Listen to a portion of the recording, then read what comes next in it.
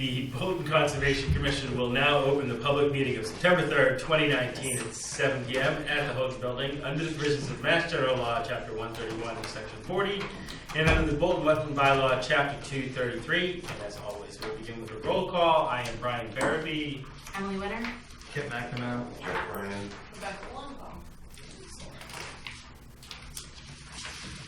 First up tonight, discussion of 72 Hudson Road.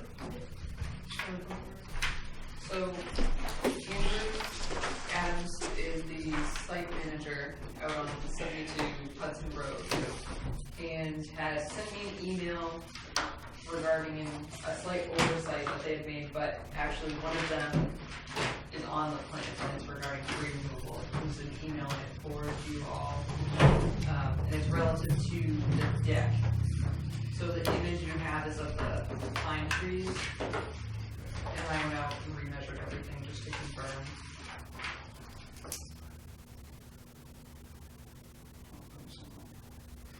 Yeah, so we just started framing over there, and I'm getting ready to schedule like the footings and stuff like that, and whatever. I double checked everything, and we just came upon the corner of the deck is like in the middle of these couple trees.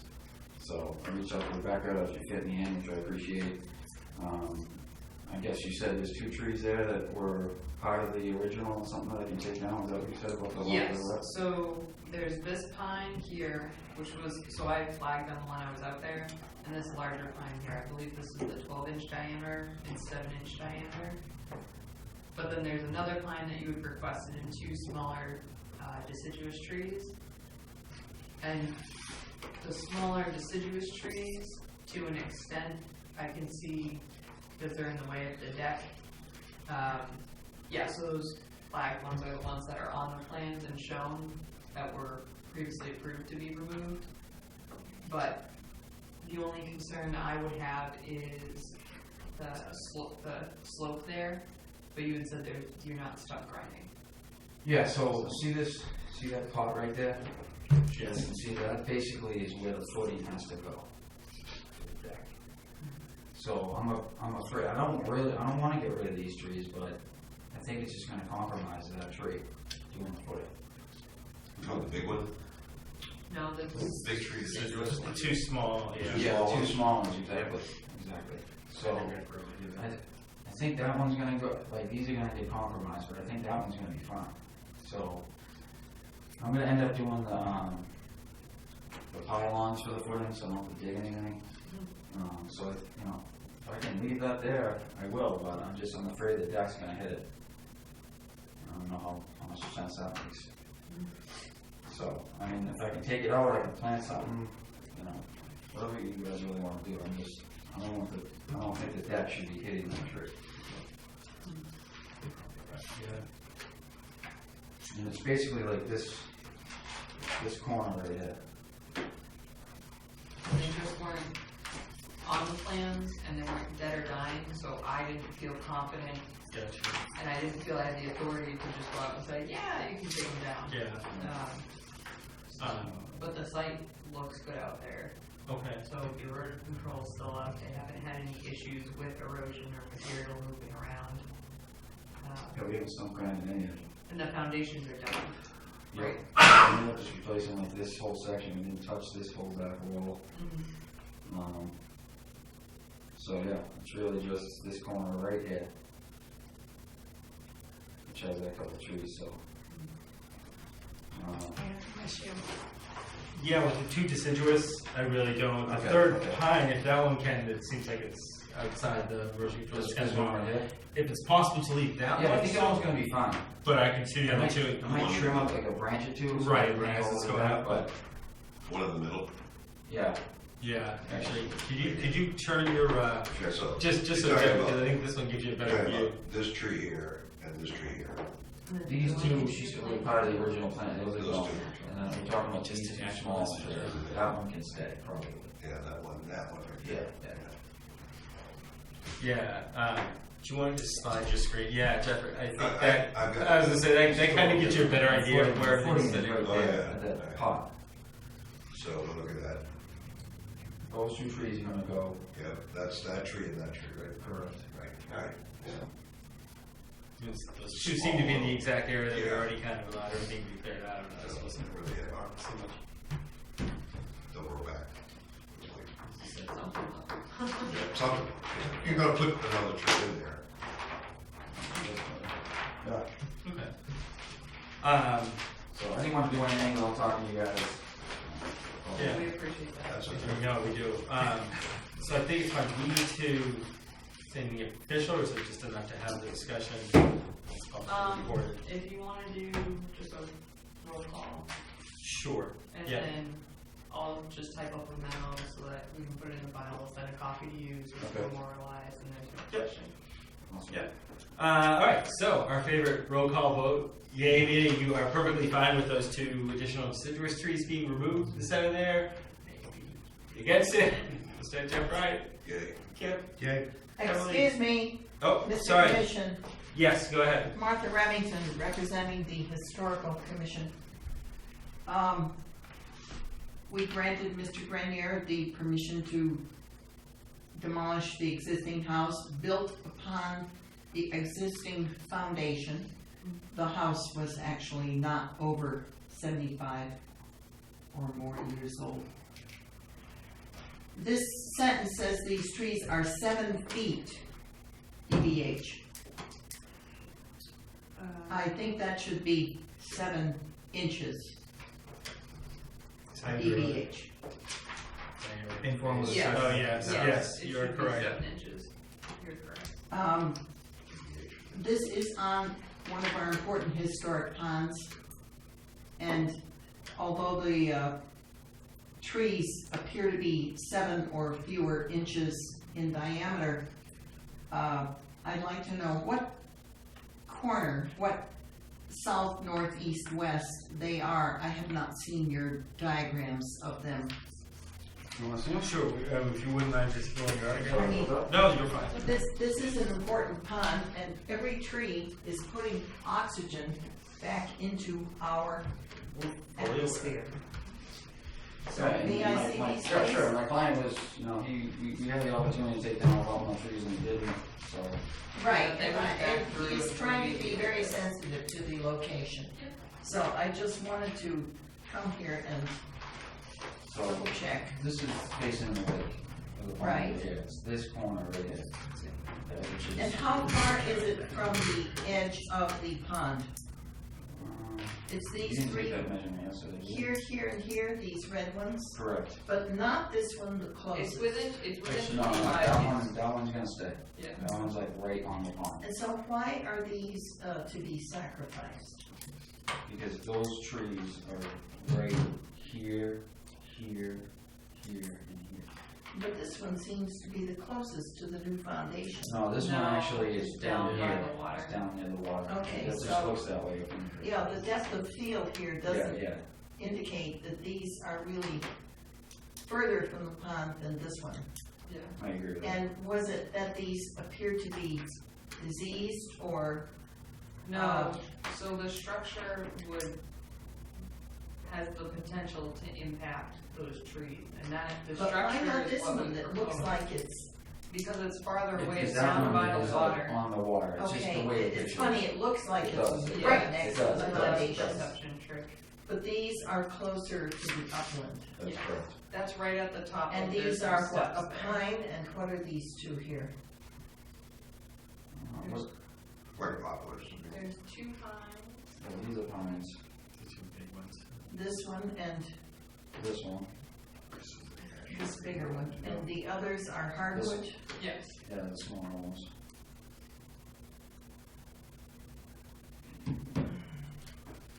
So there's no way that we could sacrifice the pines but keep the hardwoods?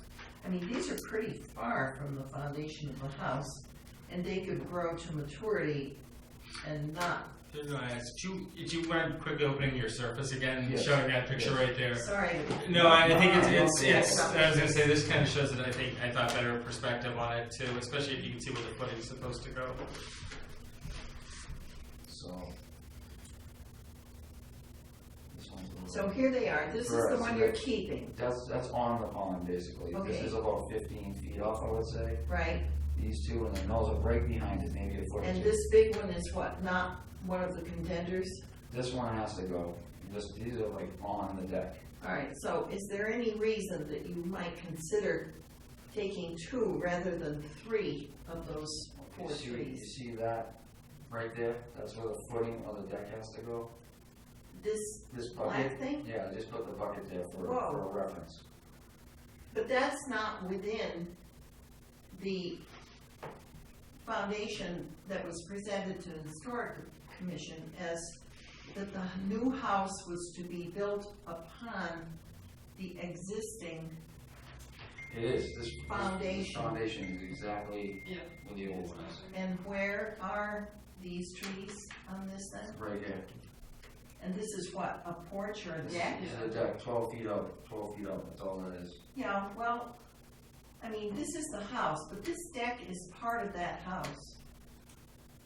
Correct. And I just want to point out, as somebody who's trying to save the trees around the pond, I don't understand why, this one is gonna have to go in the future anyway, probably. How far is it from the deck?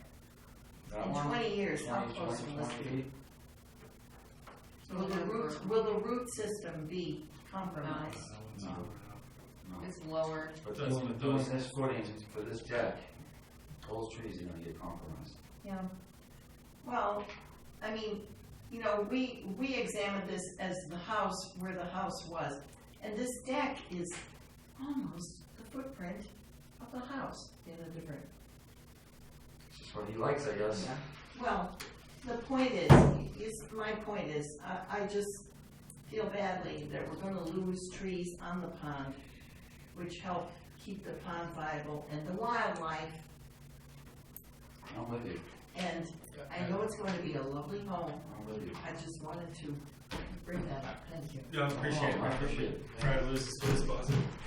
Well, you did say you're gonna replace one of those trees, right? Or try to do somewhere else? Yeah, I mean, we're gonna be doing a bunch of planting for that. Yeah, so you're gonna be putting some other trees in there. Yeah, but trees or bushes? Trees, Trees. definitely some trees. And, Raised. and what, may I ask, what species of trees? I'm not sure yet, the landscape design's not done yet.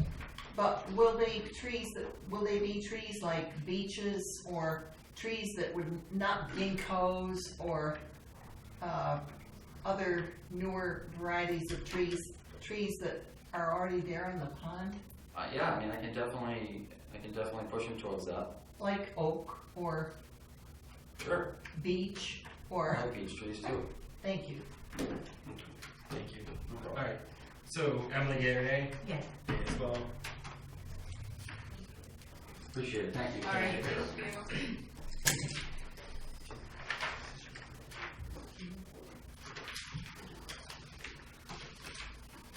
so the other quick item we have is another tree proposed to be removed, which I had emailed you about. It's the 466 South Bolton Road, the one that the commission was concerned to keep, especially during the burning, which was of the old existing home, where the brook ran under the home. They're concerned now because it's clearly dead. Our tree warden went out, took a look at it. It's clearly dead.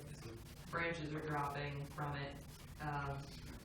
So they're requesting the current homeowners are looking to remove that tree because of safety issues. Right. So the question is, can they do it? And the second question is, does the commission want them to plant something to make up for the loss of that tree, since it was very much so stressed to protect that tree? And it's within the parcel, right? Is that still fenced off? Yeah. The fenced off area? So if the tree warden says it's dead, or it's dying, Yep. I'd probably lean towards yes, they can cut it down, but Okay. maybe best just to spike it, to leave it at like a 7-8 foot height and just leave it as habitat and let that area, because that area, in theory, they're not supposed to be touching that area at all. Exactly. And it's just naturalizing. If they could just do that, just spike it, So that's kind of where I would lean, but And do you want them to be planting anything? I wouldn't want them going down into there to plant anything. Okay. That's me though. Like I But I have to mean, hear other on thoughts. the outer portion of that? Yeah. Like that. What would make sense if anything? This is the house that the tree was right next to that they were right down, right? Yes. So the tree basically is, when I went by it, looked Yeah. like It's it been would fall about, over. it's been about 3 years since that happened, and it's just been failing, unfortunately. There were a couple others who were pretty much dead too over there. Yeah, so there's another one that the tree warden's gonna look at, that's actually up on Lively Road. Yep. And it's out of our jurisdiction, but they inquired about that one as well. But they didn't say what species it was or anything like that, so I don't have a clear understanding of which one they were talking about. If you walk by, it's really evident. I mean, Yeah. Correct. Martha, did you have a question? Excuse me, Mr. Chairman, which item on the agenda are you addressing right now?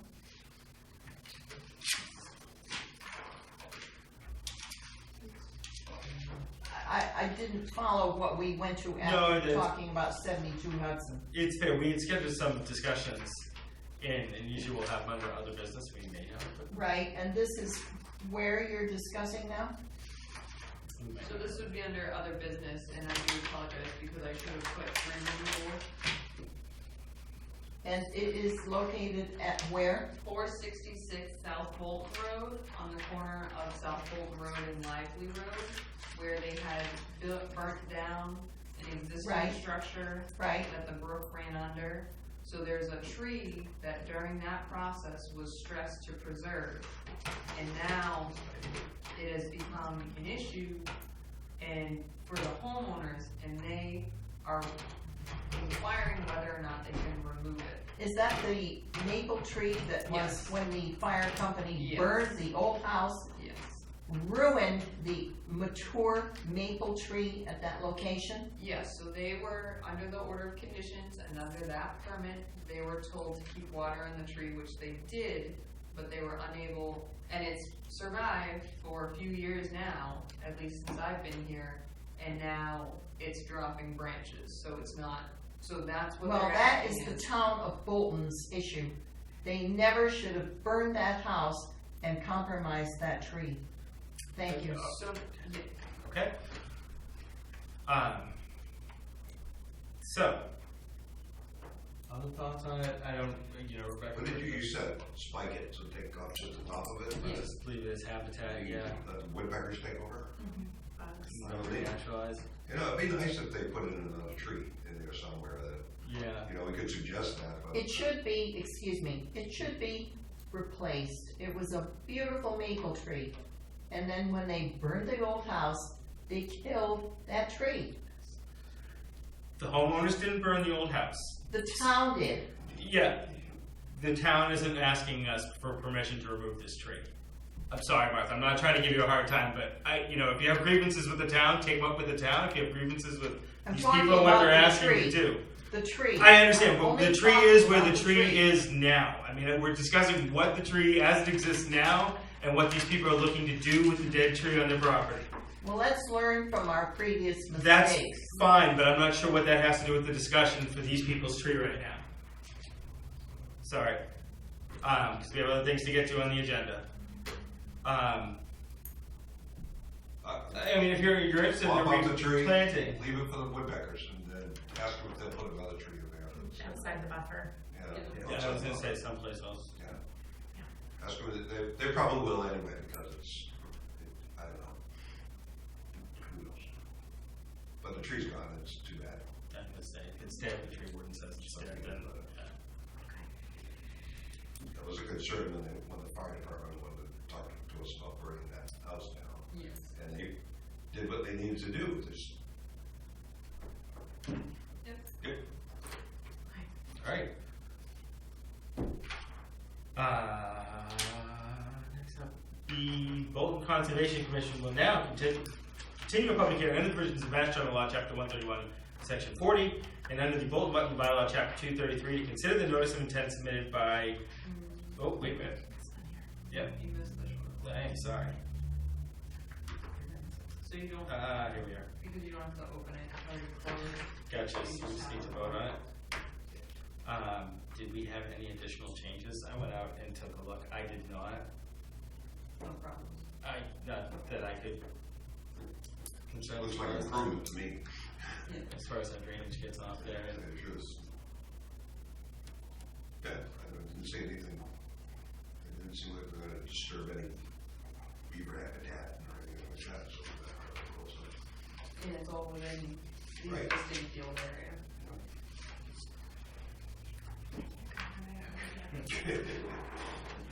Are they putting fence on the side closest to the water? What's that? Are they putting fence on the side closest to the water? I just can't remember which side they or is it just the parking area side?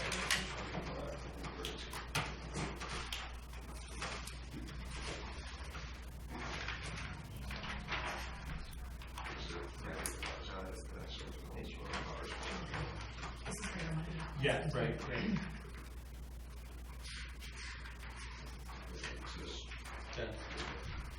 Right. So, that's it. So you're gonna do right in that white area, Well, which is a disaster. Yeah, people just park more. So that's It's an access road. What's it next? So is this working too? For the, cell tower.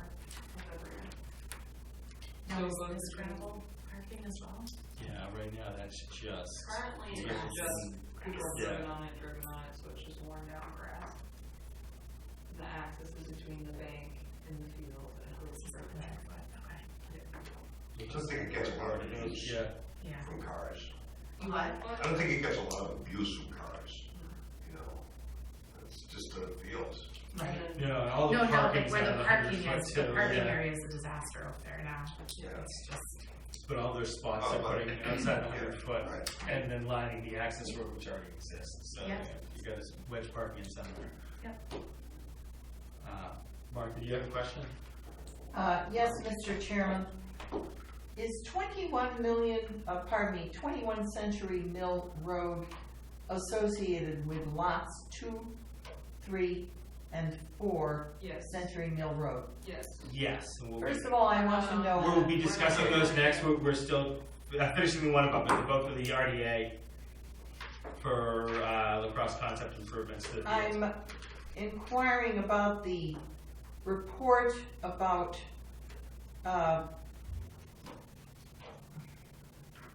If it's on one of yellow those, spotted salamanders in that. This Martha, has we been haven't continued. opened the public hearing yet. There's no public hearing on that right now. It Okay. has not been opened yet. As soon as we open it, I will honestly So- listen to everything you have to say, but we're not discussing that right Is now. this regarding the existing driveway to 21 No. Century Mill? No. This is Not the there. vote request for determination of applicability, LAX or lacrosse concept. Of what time improvements. on my agenda It is says this? vote, it's 7:10, before 7:10. yeah. Continued public hearing, notice of intent, 21 Century Mill Road. No, You Nope, printed out it the says wrong- vote before that. Yep, LAX comps that. What is LAX, please? Lacrosse. It's the It's- lacrosse field here in town, right up on 17. look Okay, with at the kids map that for play with C sticks and 30. hitting. Oh, okay, so it has nothing to do with Century Mill? No. No. not Thank yet. you. That's fine. Alright. So did you want to see if that's? No, I've along got the- Yeah, No, I was just wondering back there when the lacrosse balls ended up in there. Oh. In the creek. Do they, yeah, So do they have close. to chase that? When it flooded, or last fall, there wasn't many lacrosse balls back there, That's cool. so I'm not sure if they already disappeared, or if someone came and picked them up after it. and took them. biodegradable anyway. Oh, absolutely. You can make them bounce. Yeah. Martha, a question on this? Yes, I do. Go ahead. Over the last 6 to 9 months, I've noticed that there is extensive flooding happening on the driveway to the town radio, the tower there in back of the lacrosse field Right. that affects the lacrosse field and the driveway to that tower. Right. Yep. I presume you are aware of that flooding. This is somewhat to deal with that flooding. And part of the is reason that we're part proposing. of Great Brook going underneath that does that, the water? I mean, it was really So further back, I assume it would be, well, it would be safe to say it's the same. I mean, it's like Watershed 2 in the feet, same it's a system? huge flooding system. Yep, so what they're looking to do is reduce that on the field itself, and that's what this Right. proposal is to do. Where the issue was, for instance, last fall, was a beaver had clogged up the culvert that runs under the crossing back there. Okay, To my understanding, and you'd have to ask the DPW director to double check, but I believe we don't even maintain that access. right. Because it's an easement for the tower, it's whoever. But it is a big issue because it does come over onto the south side of that lacrosse field. Right, so that's what they're trying to remediate. Okay, As thank you. sort of a phase one, and then the other individual will do the other portion.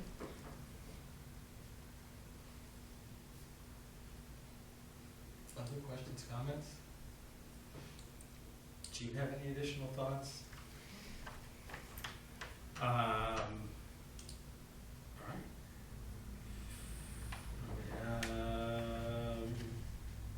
So I'd like to make a motion that we, whatever it would be, a negative,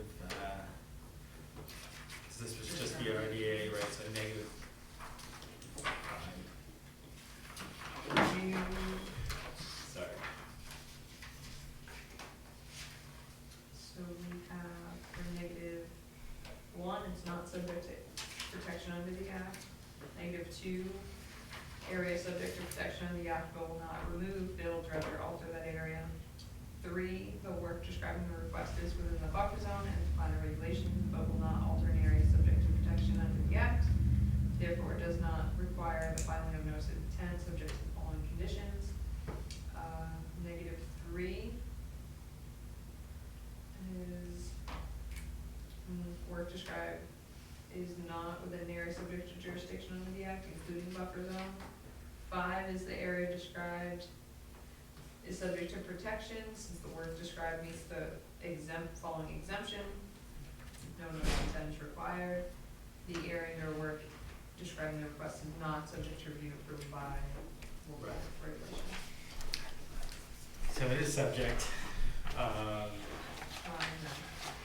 That's only 3. 3. Yep. And are there any conditions with it would be just plans as submitted? Right? So I'd like to make a motion. We have a -3 determination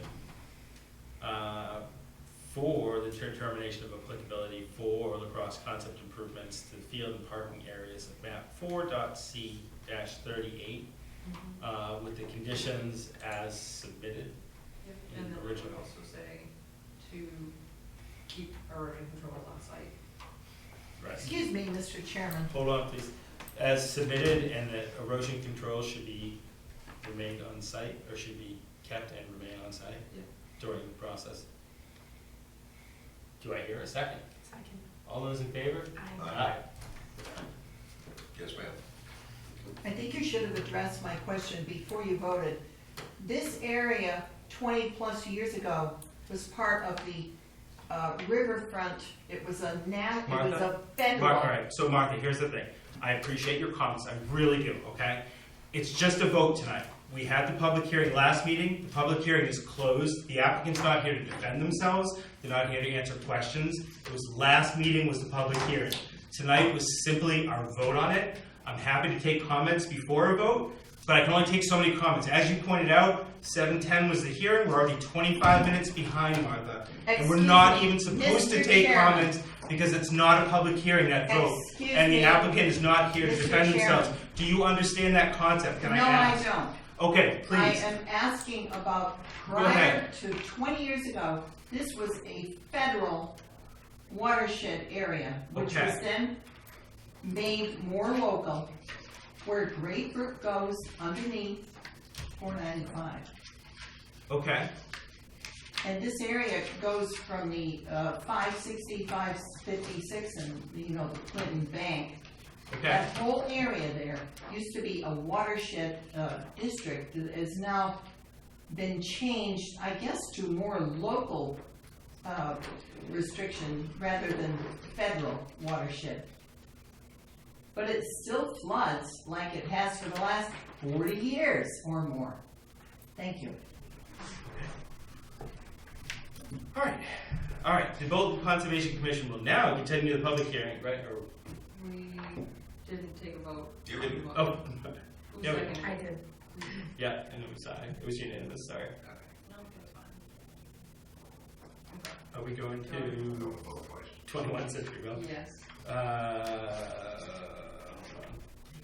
Hold Would you like to come up? Yes. You're very good.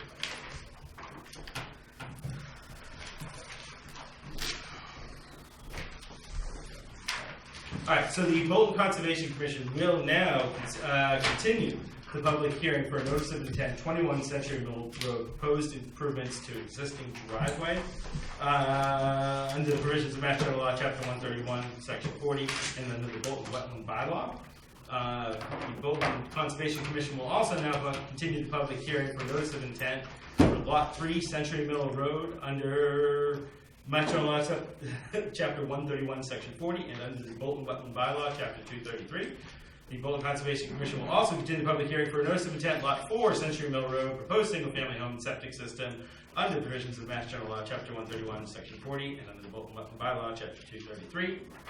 And the Bolton Conservation Commission will also continue the public hearing for requested for determination of applicability for Lot 2, Century Mill Road, proposed grading associated with single-family home and septic system under the provisions of Mass General Law, Chapter 131, Section 40, and under the Bolton Wetland Bylaw, Chapter 233.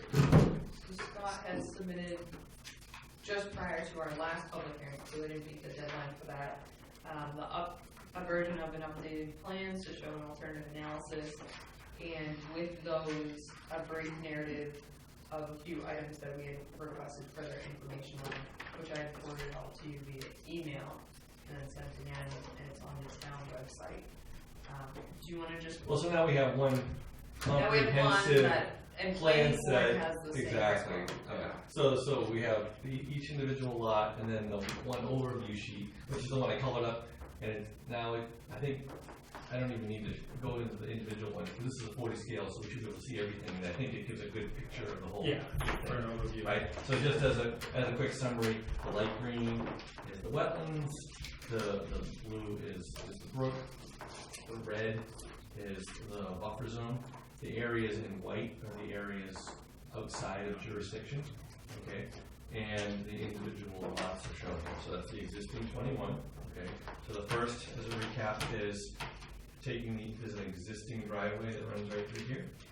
Right, so the first one application is improving that gravel driveway to a pervious asphalt driveway. That's one application.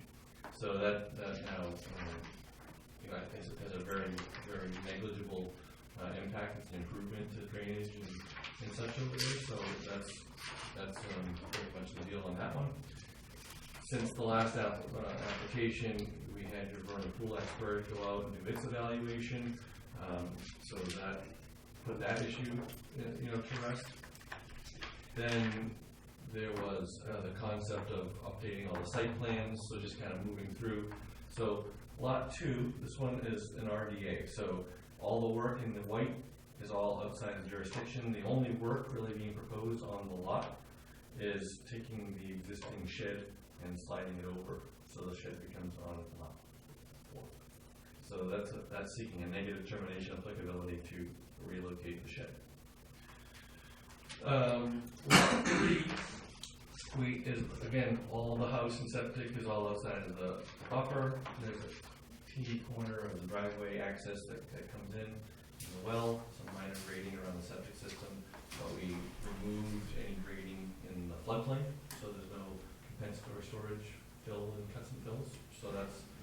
So if you look at a big picture, that's a fairly negligible project too, but just the green area would be part of a yard area on the lot. And then lot 3, this is the one that you had asked several times to look at ways to reduce the impacts of structures in the buffer zones. So I had the engineer kind of tighten the screws on this as much as possible. And so originally we had about 75% of the house in the buffer zone. We're still all outside of the no disturb zone, but about 75% of the house. Now we're at about only 20% of the house is in the buffer zone. And that is due to the fact that we took the septic system leach field and went from a 4 trench system, and he was able to widen it, make it a 3 trench system. So that could take it so the whole house could shift forward. And so now all that work is very much concentrated in this white zone, which is the area outside of jurisdiction, right? So we have the driveway, most all of the house, and then the septic system. So we just have the back corner of the house and deck, and that's it for structures. So that's really tightened down as much as the engineer felt was possible on the lot. What other plan changes? That's it. This is basically just now the comprehensive view of everything, and then each lot has the matching plan that goes with it as a separate application. So there was a little delay, and I'm sorry for the time it took us to get you this, but the engineer was behind, and it is what it is. So I think we've tried to answer all your questions as best as we could. I actually have a question after Yeah. reading through, now that we have the updated plan, we Yeah. have things attempted to be pulled out. Where is your proposed mitigation area for work inside the adjacent upland resource area? Because that's a protected resource area under our bylaw, and it's a no net loss of resource area and function. And if that's unavoidable, it requires full mitigation. So what, or where were you proposing that? Because the majority of the site is within resource area outside of that. So, you know, I always look at preservation of areas as our primary source of mitigation, right? So if you look at what's in brown on here, which is the majority of what you see, the brown area is undisturbed buffer zone or adjacent upland resource areas that are on the site that are not proposed for, you know, they're under protection. Now, could there be a conservation restriction placed on those for no further additional encroachments of work? So, you know, so people couldn't come back for pools and swing sets and things like that. You know, perhaps that could be a reasonable, you know, approach to it. But, you know, this plan did not try to maximize, you know, work allowed under the bylaw, but to minimize it. So that's why you see so much of the buffer zone here, you know, preserved and intact. So, but it's still It's a loss of the this purpose area, zone. so Yeah. the area that, and I understand what you're trying to say here, that, you know, you're not building within a resource area, and you're not building within, or this area that you're talking about in brown, Yep. that you've colored according to our bylaw, which I do appreciate as well. But you're preserving resource area, altering resource area, that under our bylaw can't be built upon as is. So how is that full mitigation for that area that is being proposed to be disturbed in the resource area? Because this is all altered, right? All this dark green? It's proposed to be altered. Right. So that's just what I'm trying to figure out is, you'd have to be doing, if you were using the full site, you'd have to be mitigating that area anyways, and you can't on this site because there's too many resource areas overlapping. There's no area to expand upon. So that's what I'm trying to figure out is how are you mitigating the disturbance and the alterations that you're creating in those dark green Like what areas. kind of mitigations are you talking about? Well, you're claiming that your mitigation, you're just not doing anything in the other resource areas, but they're protected anyway, so you can't do anything in them. Do Well, you understand what I do understand what you're saying. That's why we filed a notice of intent, right? So the Right. notice of intent is to make sure that the work within the adjacent upland resource areas, you know, preserve the adjacent resource areas, you know, the the wetlands and also the 25-foot strip, right? So that's why the bylaw, allows some of those activities under the notice of intent with the proper mitigation of erosion controls and best management practices during construction, right? We're improving the drainage on the site over the existing conditions. We're using the erosion control measures as a mitigation to prevent any impact to the wetland below 25-foot, during construction. But, more than that would be kind of atypical. There could be some opportunity to add some additional, plantings and such like that. It's not unreasonable. We have this big pile of fill over in here by the wetlands. This is just a mound of rocky fill that could be improved. Is that the kind of thing you're getting at? I'm not telling you or suggesting anything, but what I'm saying is I didn't see anything in the narrative or on the updated plans talking about or showing mitigation. So that's why I'm posing the question is, how are you mitigating that disturbance and alteration? Well, we have, again, stormwater management improvements, erosion control measures as well, and minimization of impacts. Those are the big problems.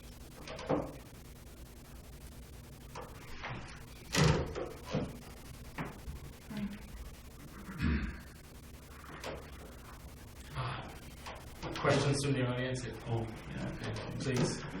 So I read the vernal pool report, and he doesn't say anything about the fact that all kinds of organic material, 100 years of organic material has been removed from this area.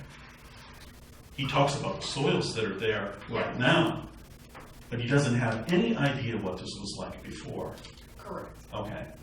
And we have rules in this town. You're not allowed to do any kind of substantial excavation. And almost this whole area right here has been excavated. Mm-hmm. Now, I can tell you, because I used to walk up and down that alley for 20 years, there were all kinds of frog activity in this area. Well, of all people who should know that you can't excavate, Scott is one of those people. And he went and excavated. So now you get a specialist to come out and say, oh, this probably wasn't a vernal pool. But that's all he can say, is it probably wasn't. Okay? And now he's going to build a house right in the midst of this? I mean, this is an area of substantial excavation. I mean, it's jaw-dropping, the amount of excavation that's happening. And now, this is an area that's, oh, it's fine to build. He can put as much fill in there as he wants. I mean, this is just making a mockery, I think, out of what all of you stand for. So we haven't touched upon that yet, but I Okay. appreciate you bringing that up. So in, I believe it is lot 4, the note or narrative that came along with it, just talking about the updates. Scott did include in writing, this lot was subject to site work 2 years ago in the area of buffer zone, which is also locally known as the adjacent, or at least an upland resource area, excuse me. Immediately to the east of the existing shed, which is the area you were referring to. The central depressional area, recently confirmed by a peer review to not be so you stated not be a regulated resource area. That's not what we asked him to do. We asked him to look specifically talking about vernal pools. So, clarification of that. That was a note I had made. But anyways, yes, so currently not a vernal pool. Was used historically as a significant dumping ground of glass, metal, clothing, wood, etc. So the access used to remove this waste was the sloped land adjacent to and east of the shed. An area of about 200 square feet accessed off the existing cart path, approximately 25 feet from the off-site wetland on the Boy Scout property. Was slightly recreated with mini excavator to make an access ramp. At the time, this area was not naturalized with vegetation, but rather a mix of fill piles and landscape debris. This notice of intent seeks after-the-fact approval of that minor buffer zone activity. The area of this activity is the same spot where the shed is proposed to be relocated, so it is within the limit of work under the current proposal. So, you heard one of my comments already. The other comment I had is, it was used as significant dumping. And then there's no evidence. And then, so you're saying it's significant dumping, but then you're talking about it's a minor buffer zone activity and some excavation was done. Now, to me, aside from the fact I have no evidence of what was there, aside from your description, which we've asked for evidence because other than that, you excavated an area within a resource area, regardless of what was there. That's the bottom line. If it was clear what was there, maybe the commission could consider certain things over others, but I just have a hard time believing that it's a minor buffer zone activity or a minor alteration to an adjacent upland resource area. So, right, we can go out, I mean, you can go out and see it. So, but this I'm is, talking about this area right in here. It's, I mean, it's a very small little area. They're right next to the shed. There's all piles. that's the ramp to get to this material, but Correct. But what that's the material was there? adjacent. what depression around, there's so many unknowns about this area. I think the bottom line is, there's violation, material was removed. As far as people sitting at this table, you are the only person who has, you said last time that there's a financial interest and an interest in this project, which is fine, and we appreciate that knowledge. But now you have 2 depression areas, which were, whether they were mined at one point and then stuff dumped in or what, that's all speculation to me. There's nothing that tells me exactly what was there. Now, all of a sudden, we have lots that are going in there proposed, or proposed to go in there, in these depressional areas that have vegetation growing now. But then I have a hard time, again, you're talking about there's landscape debris there.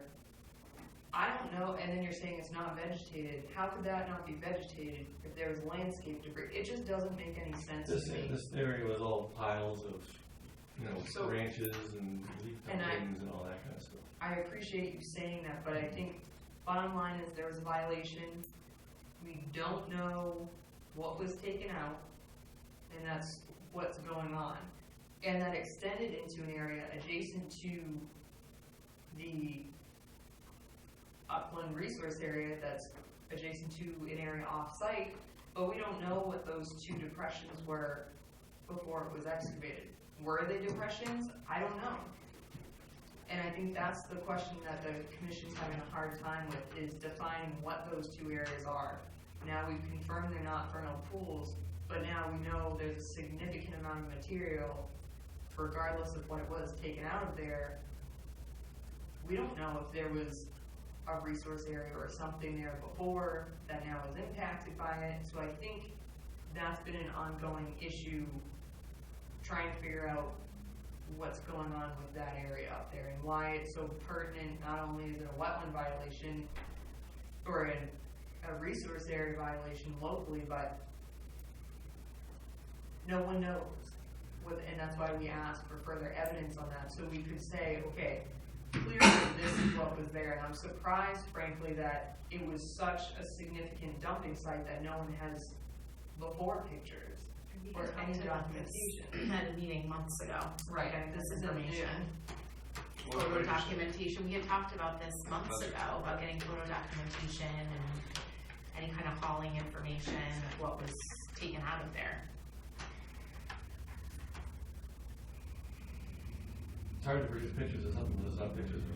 I No, have, but if you did the work I on have- it just. I have a quick question. So if it was excavated, then that means that the ground would have been at the same level as, something's, we don't know that. That's the, It could is have that been the issue? Depression, it seems to have been a depression before. It seemed like it might have been I don't know whether it was naturally made a depression or somebody dug it. Is that what you're talking about? So, This- I mean, are there any photos of the property before you purchased it? Aerial photographs. but the tree cover, you can't see Right, the area. right. But I did look at that and it, Just seeing like listing photos. What's that? Listing photos of the Well, property. I remember Mr. Davis, affirmed that he knew the area and he knew it was used for a dumping area, so that's an observation. What was dumped there? There's all kinds of stuff, all Oh, farm equipment, glass, Which is- leather stuff, wood, wood, it was just a disaster. The thing is, he should have come to you first and said, here's an area that is an old midden or whatever, and gotten permission from you before doing this excavation, and he didn't. And why? Why? This is not an area the size of this table that was excavated, okay? It's an area bigger than this building.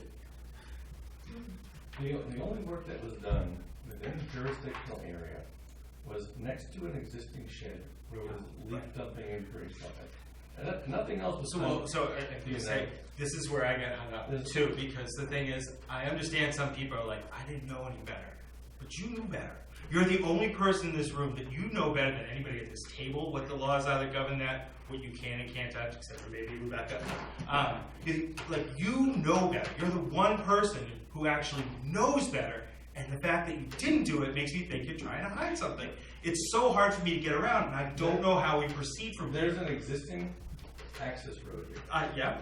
that's used. Yeah. this wasn't on. But why would you use the access road and do anything in the wetlands knowing what conservation commissions are, what they do? You're a wetland biologist. This area, if you don't say this area is extremely wet and extremely vibrant with life, with aura, like coming as far as our upland aura areas, there's streams in here, there's a lake behind. This is a very, very sensitive area, and you know better than anybody that you're supposed to get permission. The fact that you didn't ask me, it just bugs the heck out of me. Like, it's the one person that should really know to do this ahead of time that it makes me think you're trying to hide something. Which is why the wetlands were flagged and marked, so we knew where they were. I know, but there was work done ahead of time before it got flagged and marked. That's the hardest thing for me to get around. I don't know how we mitigate that factor. I don't know what it looked like before. I do know that the person who did the work knows very well that they should not have done the work. And the issue too. That's where I'm stuck. We did do, and read over the process, which is beneficial in the development process. But this was done 2 years prior. So now you have work that was done in violation 2 years prior. You have some growth coming back, but it's not what was there before. So I think that's what Brian's talking about is, you didn't come then, you came after the work was done, after which, I don't know if you personally did the work, whoever did the work, you knew about it. At that point, you could have come if it wasn't you or someone who worked for you or a contractor, whatever. You could have come to the commission at that time and said, this work was done, I'm buying the property. It happens more often than not. People come in my office and say, there's a shed where it shouldn't be. What do? As I bring it to the commission. There's people that don't excavate things, but rather a fence or a shed, and they come in and do their due diligence. So that's why the commission's having a hard time with an excavation that was done seemingly with your knowledge, and there was no due diligence done. There was no trying to make right what was done after the fact until we pick up on it once there's a development being proposed in the area. And we have to do our research like we do any project and see, okay, this is the layout of the land and this is what we're looking into. So there was a lack of communication and there has been. That's what the issue is. So that aside, I have a hard time, guiding the commission in the right direction here with that unknown. Now, we could just say, the adjacent upland resource area, for that one spot, the ramp was altered. We know for a fact that's a resource area. We know for a fact that was done in violation. It would have been intuitive to say, I'm looking to mitigate that. I know I was in violation. This is what I'm doing. Can I mitigate that? Great. and then the commission could have worked on that, maybe they still will. But now there's a fairly large unknown area. So I don't think they can make a clear decision until they know what was there. And so I don't know if you want to focus on lot 3 in the driveway for now until, I just don't know, but that seems to be the ongoing thing that the commission's been asking for. We have the updated plans finally, but we don't have evidence, and you're right, I don't know if you can get it. But there's no knowledge of what was in there, what was removed, how much was removed, how much was trucked off site, because I see no deposits on the property. So obviously it was brought off site.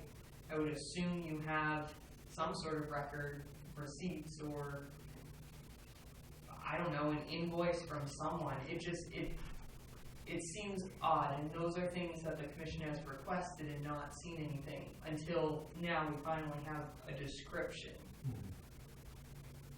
Look, I went out and I evaluated this whole property. I identified where wetlands were and where wetlands weren't. Okay, when we reviewed the wetland delineation, we didn't make many changes to the wetland flags, right? I mean, I'm pretty experienced on determining what is and isn't a wetland. I looked at these areas before any work was done. It's a big area. Before the excavation was done? Yes. Okay, and then the excavation There's the was problem, done. I know, and you know what So you can and can't work on, Here's and you the went in and way excavated ahead of time.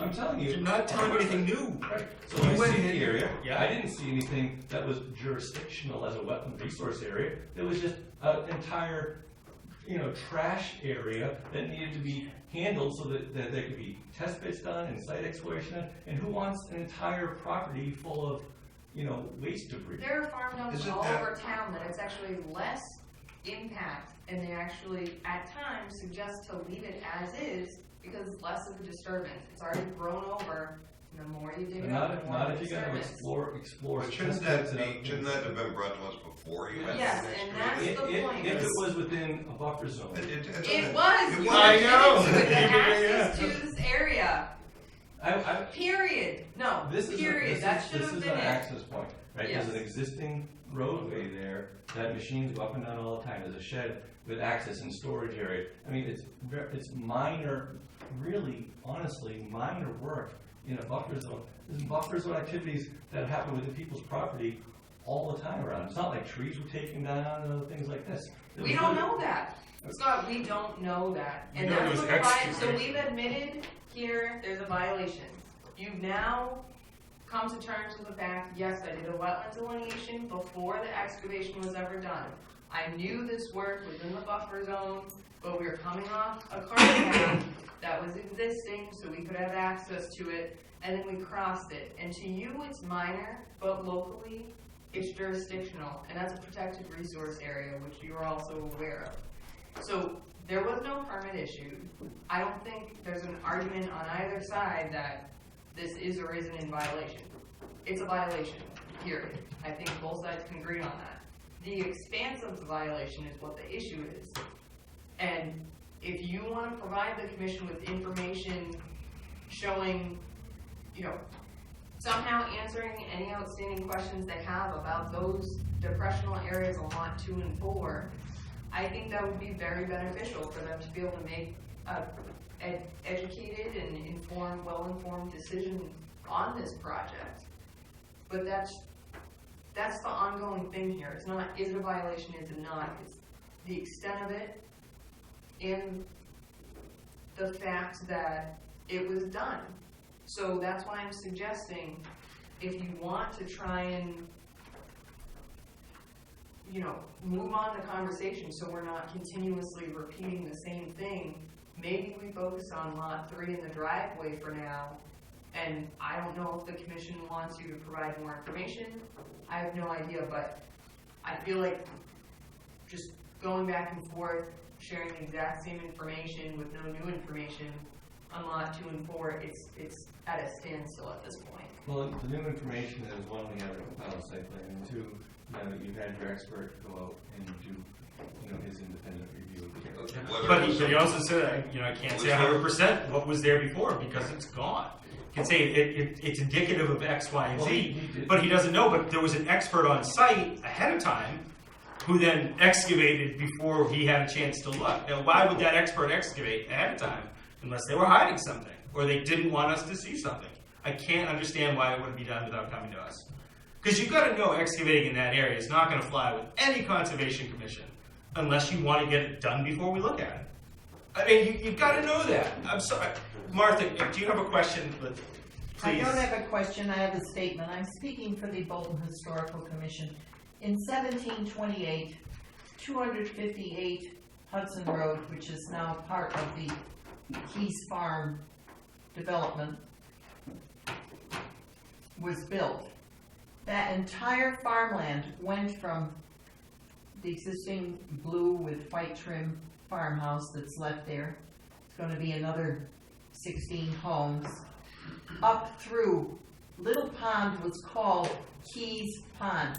That was all a farmland and wetland area that was actually developed by the people at 258 Hudson and the people who live in Led Smith's house at South Bolton and Century Mill to build Century Mill Road to get farm products over to the center of town. It's also sensitive to the Lancaster Railroad, which had one trip, but it's a very historically sensitive area as well as wetlands. Thank you. So, when I go out to sites and evaluate sites, which I do every single day, I was at sites today and yesterday and over the weekend, I don't document every area that I don't think is a wetland on a piece of property. Right? I document where I think the wetlands are on a piece of property. I can't produce that much documentation. Right? I looked at these areas. I remember looking at these areas. I did soil borings. I didn't find any hydro soil conditions. It was largely barren of vegetation. So did you document those soil borings?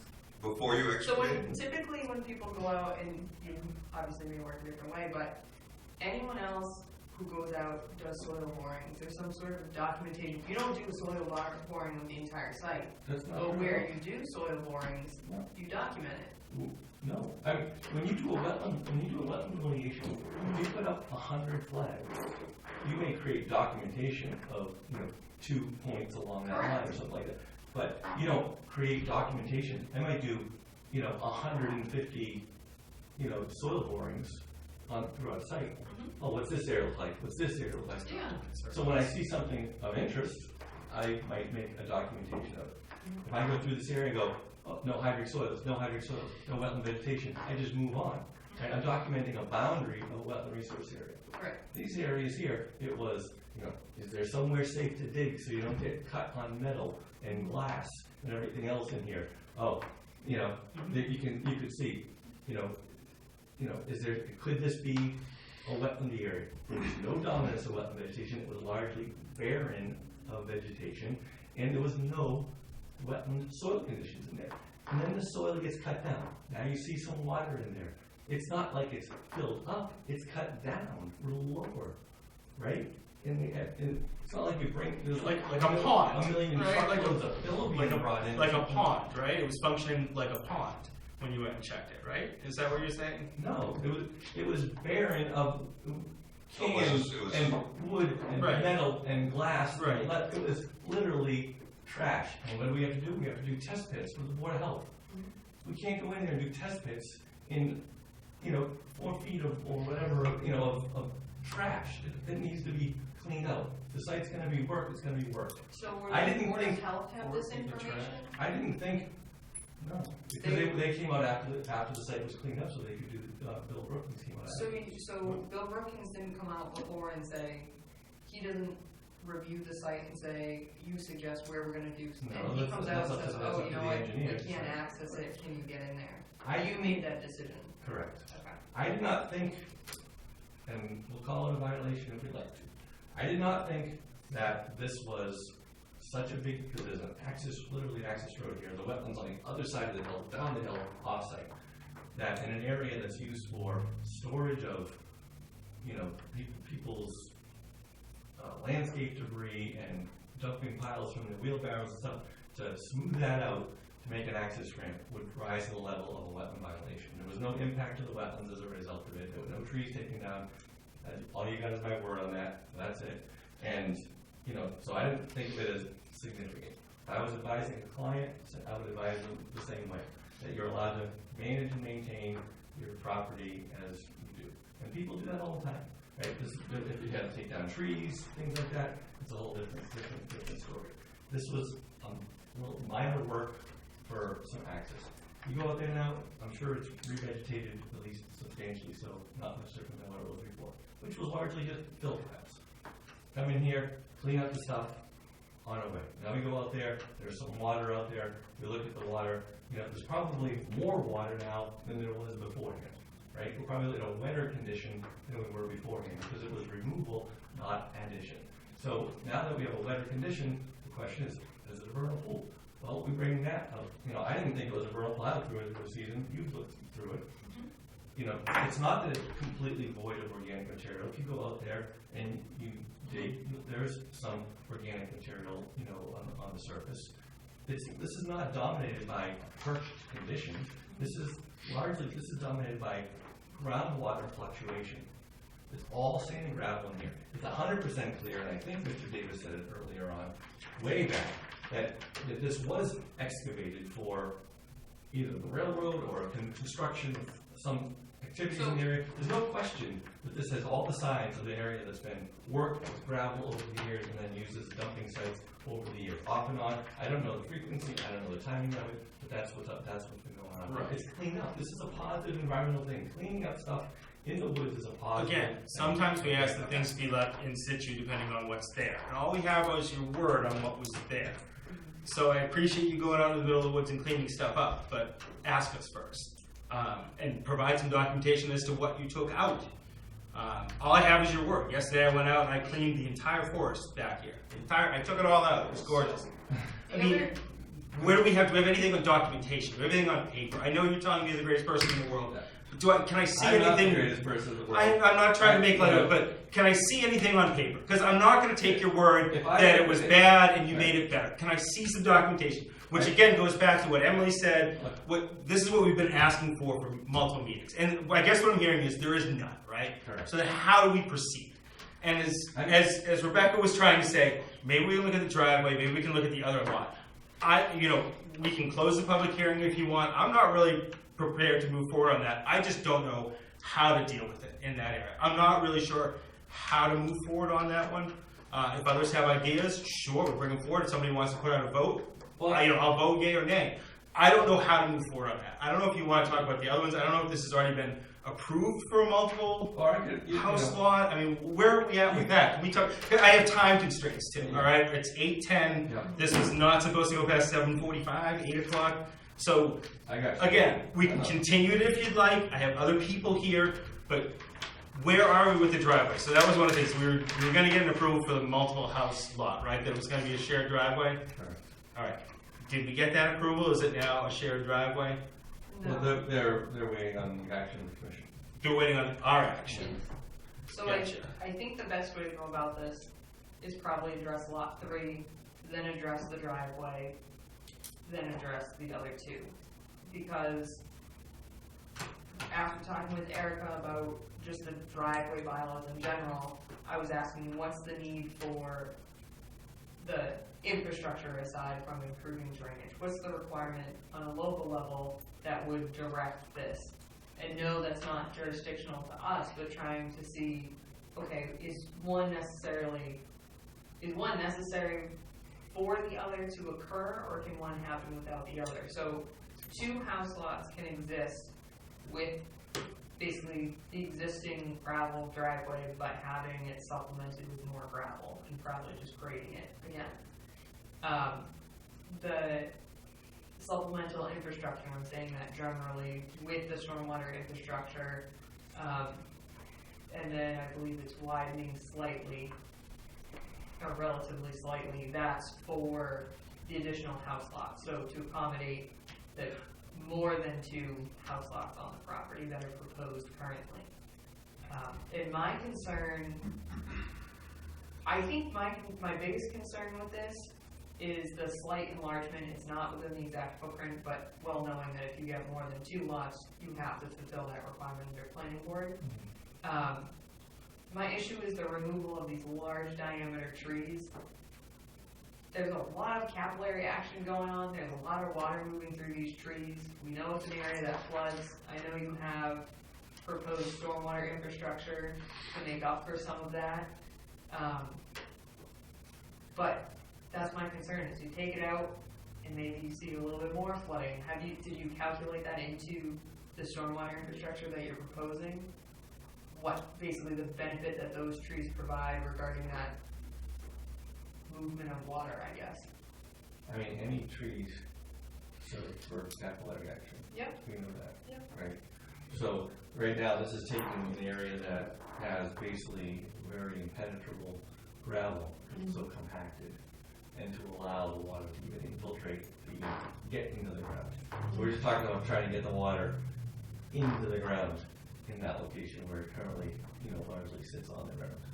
So, there aren't really calculations, typical to stormwater design that consider capillary action as changing in land cover, but we're taking that whole area and making them impervious. So removing the impervious condition out there, basically, and putting a pervious condition is the improvement.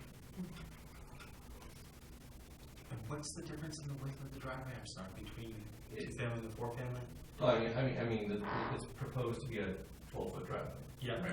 And And so if you go out right now, Yeah. it's squishy, right? It doesn't have hard edges to it. Right. So it's 10-ish, Right, 11 right. in some spots. There might be some spots where there's gravel push that makes it to 12.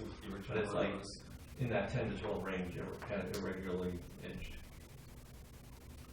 But you get a lot of that plow off of the gravel right now. And doesn't need any turnarounds? There's a pull off here in order you're to. required. Yeah.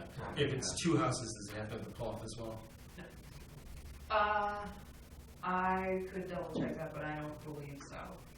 When I was talking to Erica, and again, I'm not 100% confident on that, but it seems that you could use what was existing as a gravel driveway, not specific to this project, but the existing gravel driveway, whatever the width is, to access it, and then just supplement it if it needs more material on top. Like in this particular instance, it's been maintained over the years with gravel, but yeah, add more, you move it around on the surface.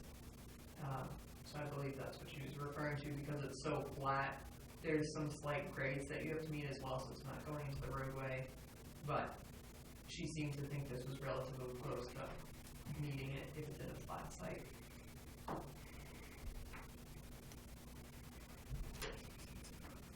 I have another comment.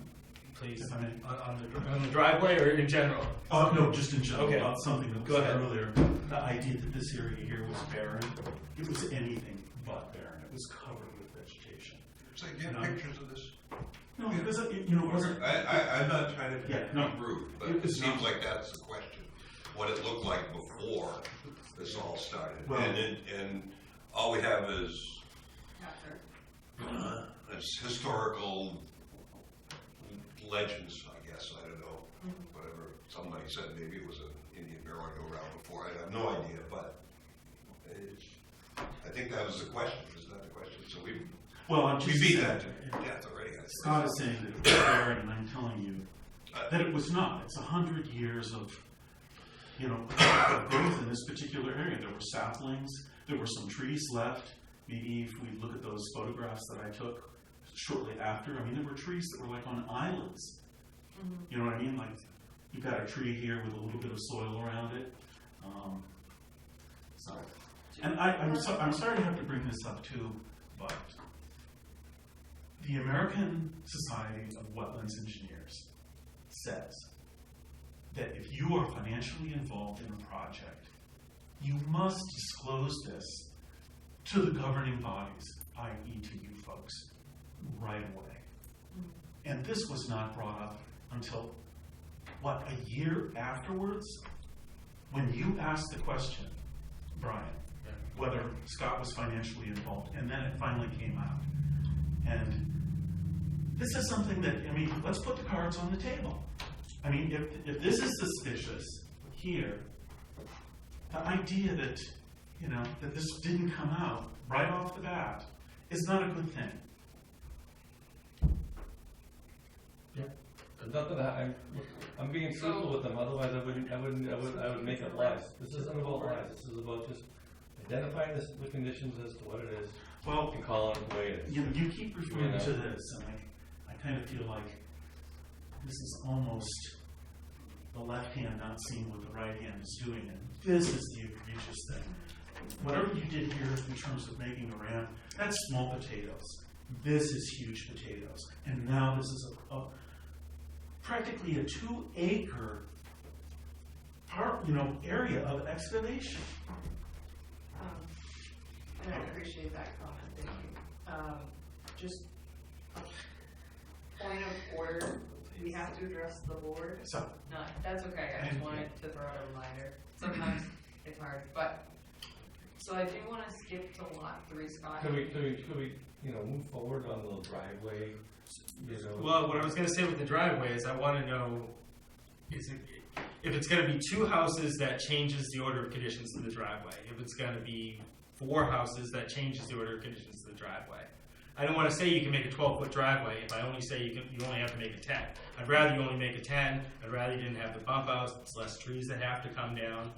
That would be much better. So if it's only 2 houses on there, I'd say stick with the 10 if you're gonna do the paving. And then my other question is, it looks like it's not a full pave out, right? If we're gonna go in there and repave, why don't we repave the whole driveway? Don't leave half of it gravel and half of it paved. I don't like. If you're gonna bring in the equipment, do the full driveway, or just redo the gravel, that's what I would actually say. have, and I'm not an engineer, but I have a little pushback about putting asphalt down into that part of the road. You know, everybody says it's impervious and did it, but, you know, I'm just uncomfortable with putting asphalt down halfway in, actually, but asphalt, period. I'm just uncomfortable with it for some reason. I don't know why, but I am. And there's no control over this piece, that's all owned by this person. I know. But that's that person's driveway, right? And they Right, like they're the ones, like this person owns this driveway too, right? With you? They have rights over it. Right, so are they asking But us they- to repave, or do they not want to repave? Don't they have to come in and be part of this? If they want this, necessarily. repaved, they would have to apply to you to do that. Okay, So, and that's the other thing, is they did pave the portion that's outside of jurisdictional area. right. That little Yeah. turnaround. Yeah. They left the rest because it's jurisdictional and excluded resource area. So it was left that way for a reason. So they asked first. I know, that's Yes. it. And so Well, I that house agree, was built I back agree in the with- 70s too. I know, asphalt's changed. But even, Yeah. Yeah, but so, I think that's one point, and I agree with Brian that obviously whatever's being done to improve, whether it's adding gravel or whether it's paving or doing the full pervious surface install, the amount of loss is gonna determine that roadway, it seems. So that's why I was trying to go on to lot 3, and I was gonna inquire, is there any way to pull the entire house and reduce the house footprint so that it's outside of that 100-foot? And we can't, it's not jurisdictional to us to talk about bedrooms or number of rooms or how many people can stay in there, but the footprint of that house itself shouldn't be under our bylaw within that adjacent upland resource area. So how, is there a way to work that out? And I think that's what the commission was requesting months ago, which we finally did see some alteration. We appreciate the Oh, yeah, section. no, this is a major change. I mean, the Yeah. previous. You went from 50% to 20%. Oh, it was, Right. the- Why- this was back like this. So now- I know, but So I mean, why it's still would- 20%. The house footprint, the house, Still like, yeah. if you, this is a pretty large house, right, and it's, the way that it's configured, this is like almost a square. So this was more elongated, you know, and you had the garage over here without this turnaround going on. you could get it out of the buffer zone. I don't know why the same Well, footprint is used on every lot. I think he looked at that, right, and because of the grading of the septic system, if you start pushing it over there, now you make big retaining walls, and it kind of starts making the lot weird. That just sounds like an engineering problem rather than, But I okay, let's see- destroy the wetland here. I But don't that's see much of a grade change here, I'm just talking about bringing the garage out here, so your driveway is coming right into your garage. And now your house is elongated across here instead of having this square footprint. You know, something like the Colonial here has, maybe not so extended, but you have your house and then you have your garage, and now your driveway isn't coming all the way up into here. Your driveway just comes into your garage, and that kind of pulls it even further out of the buffer. But I think this is the same footprint that we saw on the previous plans, the house footprint. It is the same footprint of the house, it's just shifted, you know, further from the wetlands. Right, but I think we had talked about Oh, changing quite far enough. the actual house footprint, right? What size septic is that? I think it's a 3-bedroom, right? 3. What size is that septic, as John? The size of the septic? Yeah, I don't- yeah. I mean, I don't know the square footage of it. But can it handle a 3-bedroom, 4-bedroom? Yeah, I think you can handle a 4-bedroom, and the reason, but we had 4, because the soils over here are lousy, we had to have 4 trenches. Yep. So in order to shrink it, we moved it. Right, But right. it's, so 3 is the But- smallest, my understanding. Right, but does the size reduce depending on? No, so the if you went to a amount of 3-bedroom, you still have 3 trenches, so it's still. Right, it's right, still- so they need to have the same length of trench. I'm just trying to think, is there any way to get the septic system smaller? That's I what mean, we, you that's could, what we you did. could reconfigure the house footprint and get out of Yeah. that. Yeah. Honest to God, and still have a pretty large house. I mean, that house is very large, and it's colonial, and it's just a longer, shallower footprint. There may be an opportunity to. I mean, you could build all in here, right, instead of having driveway, is kind of my point. Right. Just reutilizing the space that's Available available. to be used. And there may be opportunity, Emily, to look at doing something like that. If we look at this project as a whole, you know, and could make a change like that and could move this process forward with the entirety of mitigation, as we talked about, you know, then, you know, use that as mitigation, you know, maybe. But I'd like to be able to advance the discussion on the whole thing. And if it requires, you know, paying to have your consultant come in here and sit with the commission, sometimes that's very useful, right? He's your consultant, you hire him, you can question him and get your own independent expert's opinion about what's what over here. But, you know, that's what we have to go on, is expert opinions on Sure. what. Well, we don't have what's to, out for things like what Emily was saying.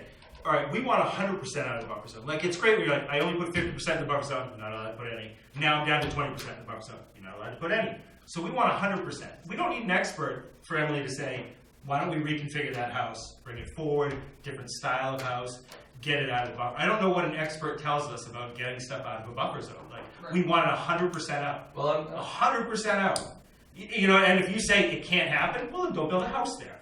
It's just that simple. I'd like to see that house 100% out. but is that really the intent of the? That's yeah. It really is to And then, so, to and if it's protect the wetlands, unfeasible, yeah. then you have to do a full So- mitigation. So, I- that, I have to relate We a also story need here, more just for a things minute. Just for a minute, I want to relate one story. We had somebody come in front of us who was going to put a little shed 5 feet into the wetlands. It was a little shed that he was building by himself. We told him he had to move the shed out of that wetland. So it means you have to tear down the shed and rebuild the whole thing. And there's no difference between what he did and what you're doing. 25% of his shed was in the wetlands. We said, no, you can't do it, it's a shed. No, This this is is the in the table. wetlands, this is only a buffer. buffer so zone. no, no, Yeah, this was in the protected buffer resource zone. area is what Jeff is trying to say. Yes, thank you, that's what they were doing, but that's exactly what happened, and that's what we're doing here. If you can't do that, then like Brian said, sorry, you can't build a house on that lot, Because the fill it full of trees, and Yeah. that's fine. The attitude of it's just the buffer zone doesn't work for me in 2019. It just does not work anymore. With what we know about the environment, it's just the buffer zone I'm building. It doesn't work. Our bylaw says 0% in the buffer law. I pay my taxes in this town. I can't build in the buffer zone. I don't want you to build in the buffer zone. I'd like you to submit plans that respect our bylaws and get all that stuff out of the buffer zone. Like you said, there was one citizen who wanted to build a shed. He was forced to come out. why should we let you build in the buffer zone when we don't even let citizens of the town build? What is the reason we should let you build in the buffer zone, but not citizens of the Because town? it's a house, this was a little shed. I mean, I guess that's what I'm looking at, Scott. I don't understand why we're supposed to be giving you leeway, especially in everything that we heard. And again, I don't understand why you expect us to give you leeway. I'd like 100% of that house out of the buffer zone. I don't understand why that's wrong for me to ask. Again, it's 2019. It's what the Wetlands Protection Act allows us to do. It's what our bylaws allow us to do. And it's there for a reason, to protect my kids, to protect my grandkids, to protect our planet. It's just the buffer zone. All right? So please, could you give us plans that pull it out? Can we make that house smaller? Like Emily said, reconfigure it. You got some land You there. have to make it smaller and Get it out. bring the garage, I mean, it's about reconfiguring, maybe it's a different style house. You've got your garage here, you've got your house across here. It can be out of the buffer zone. I mean, that's where I'm at on lot 3. I'd like to So see it I have 100% to, out. I'd like to say one thing. Before we go any further on any of these other things, that house ought to come out of the buffer zone. That should be the number one priority that we're looking at. The rest of the stuff, we could talk about, but if you wanted to move forward on this and do his driveway and build one house in there because of financial problems, then that's the first thing we should look at. The rest of the stuff, I think, still needs to be talked about. Yep. And that's just an opinion I have, and could have saved a lot of time I agree. today if we'd have talked about the house first. Because that seems to be the biggest problem right now, in my mind. The rest of it is he said, she said. That's going on. So can I make a suggestion as we Please, move go forward? ahead. I'd like Yeah. to kind of close this out. Not close it out. Let's continue the meeting. Okay. On all this stuff. Here's what I propose, if the commission's willing. You know, I'm willing to take another look at this with the engineer, with Emily's suggestions on the house configuration. Yeah. This conversation, I would like to wrap it up. You know, clearly you're uncomfortable with some things. I would ask you, and I won't have any conversations with them in advance. You know, invite your expert to come here. Yep. And to the next meeting, and we can, you know, hash that out so we can move that forward. And if we can have that discussion, and we can, you know, look at something revised here, you know, I'd like to try to bring this to a conclusion. I understand, and we would too. I totally get that. Martha, did you have another question? Yes, I'm speaking as a private citizen. I've only lived here 40 years. But when I see that wetland where the existing home is north of Century Mill Road, goes under Century Mill, there's a wetland that goes down into the brook that goes into Hudson. That whole area is going to be impacted by any development that's up north of Century Mill. I mean, it's a no-brainer. It's just a bad area to develop. Thank you. Thank you. Thank you. Okay. Okay, so we're moving this forward to the next meeting, and you're gonna be here if you bring up. Well, we can talk to Rebecca So- to make sure we, So go ahead. what are the 3 things? So we said the house configuration you're gonna talk to your engineer about. And then we may have a third party review or a consultant come out, And you want a summary of mitigation? and I want a summary of proposed mitigation, whether you're proposing it as the stormwater infrastructure, land preservation, conservation restriction, whatever is being proposed, outline it and provide that. And I think those are the major points, correct? Yes. All right. That's it. I'd like to make a motion that we continue what's our next meeting date? Sorry. Would you, Go ahead. do you like it? What do you think about the idea of creating additional? I don't think we should bring that up I don't think you should until bring that up until we figure out. we figure out what So we've if got you in wanna front of us. include that as sort of an optional mitigation thing on the summary, include whatever you feel is necessary to That's a mitigate. great mitigation to do that. Sure. What's our next date? All right. 17th. Yes, thank you. 17th, and do we have anything booked yet? I don't believe so. All right. Okay, all right. So I'd like to make a motion that we continue the public hearing for 21 Century Mill Road, proposed improvements to existing driveway until our next meeting, September 17th at 7:05 p.m. Second. All those in favor? Aye. Aye, so continued. I'd like to make a motion that we continue the public hearing for the notice of intent, Lot 3, Century Mill Road, proposed single-family home and septic system until our next meeting, September 17th at 7:10 p.m. Second. All those in favor? Aye. I'd like to make a motion that we continue the public hearing for notice of intent for Lot 4 Century Mill Road, proposed single-family house and septic system until our next meeting, September 17, 2019 at 7:15 p.m. Second. All those in favor? Aye. Aye, so continue. And I'd like to make a motion that we continue the public hearing for request for determination of applicability for Lot 2 Century Mill Road until our next meeting, September 17, 2019 at 7:20 p.m. Second. All those in favor? Aye. Aye. So continued.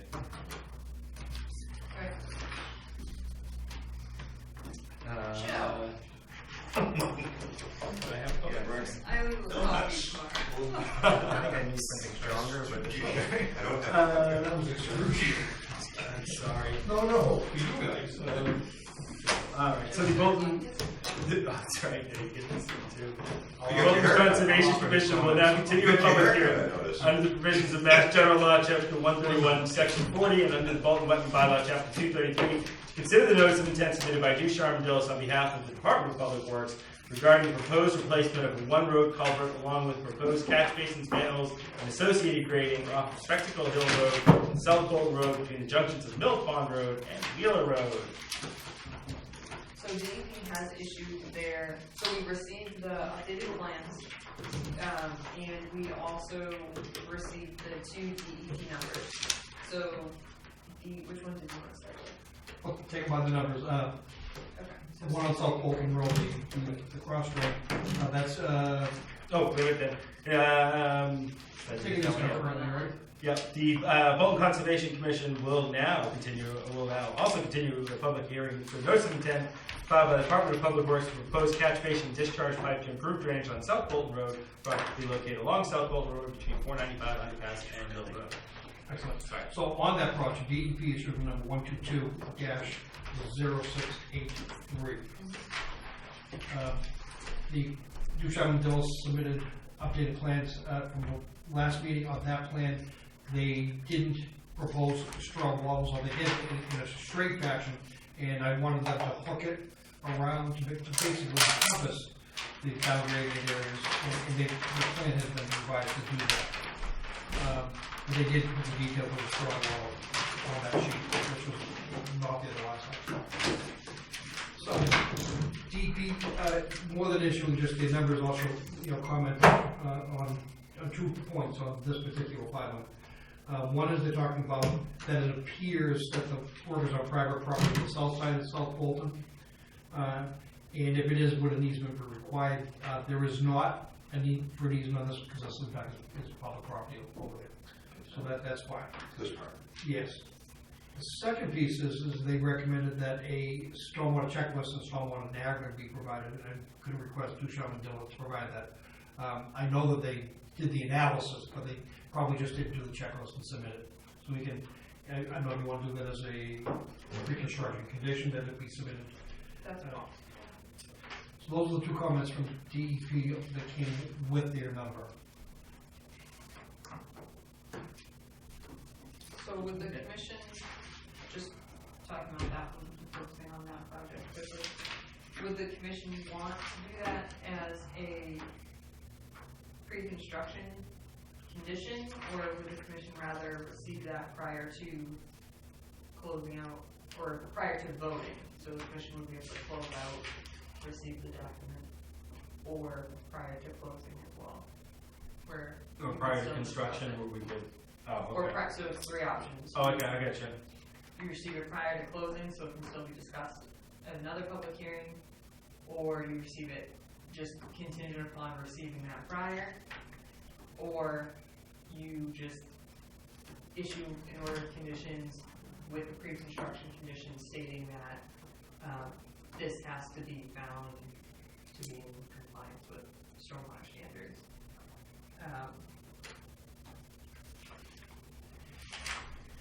Or that there will be no adverse, be in compliance in the event that there are no adverse impacts to downgraded private properties due to proposed work.